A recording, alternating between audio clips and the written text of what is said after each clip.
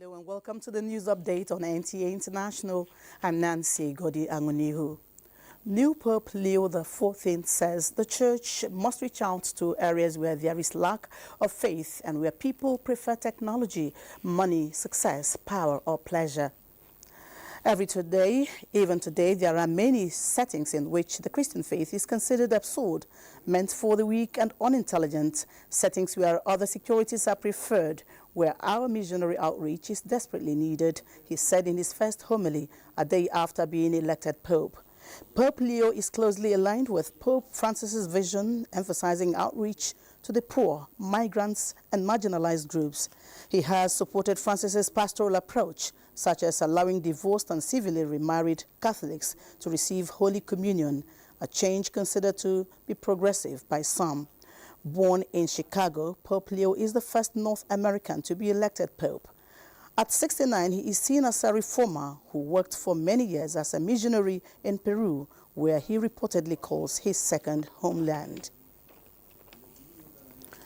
The International Monetary Fund, IMF, has disclosed that Nigeria has fully repaid its financial support of $3.4 billion loan it requested and received in April 2020.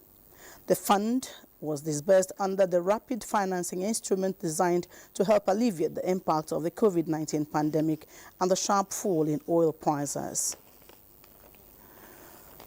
Russian President Vladimir Putin surrounding himself by friendly world leaders to commemorate Russia's Victory Day. Thousands of troops marched across Moscow's Red Square to the admiration of the guest of honor, the Chinese leader Xi Jinping. The annual May 9 commemoration of the Soviet Union's victory over Nazi Germany in World War II is one of the most important days in Putin's calendar, and this year marks its 80th anniversary. Traditionally, the day has been dedicated to the estimated 25 million to 27 million Soviet soldiers and civilians who died during the conflict.